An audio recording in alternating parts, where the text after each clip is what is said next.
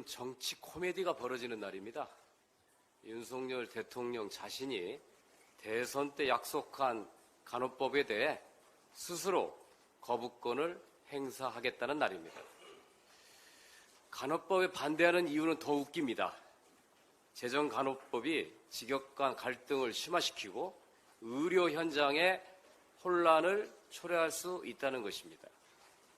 현행 의료법 체계에서 의사들 눈치 보며 의사 부족 문제를 해결하지 못한 채 간호사들을 불법 의료행위로 내몰고 간호조무사들의 차별적 처우를 방관해온 정부가 바로 갈등과 혼란의 주범인데 이제 막 국회를 통과한 아직 시행되지도 않은 간호법에게 누명을 씌우고 있습니다. 간호법은 의료와 간호의 역할을 분명히 하자는 것으로 의료법 내에서든 별도의 법을 통해서든 반드시 규정이 필요합니다. 의료 현장을 떠나가는 간호사들의 장기 근무를 위해 제정한 것이고 국민들의 늘어나는 병원 밖 의료 서비스에 대한 요구를 반영한 것입니다.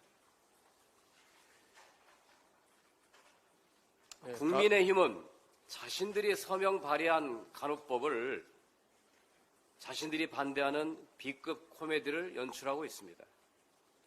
의사와 간호사의 다툼으로 몰더니 이제는 다시 간호사와 간호조무사의 갈등으로 증폭시켰습니다. 대선을 앞두고 표를 얻기 위한 국힘의 영리한 양다리 걸치기는 간호법 찬성단체 50만, 간호법 반대단체 100만인이 손해볼 것 없다는 판단은 멍청한 비수가 되어 들어올 것입니다.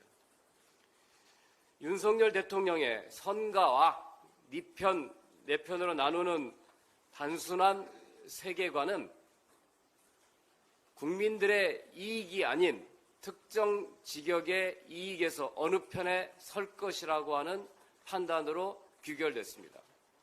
간호법 의료법의 이해관계자는 누구입니까? 간호사와 의사입니까? 아닙니다. 국민입니다. 간호법 거부는 의료, 간호, 돌봄으로 이루어지는 국민을 위한 보건의료 체계 구축을 포기하는 것이고 국민 중심의 의료와 반대로 가는 길입니다.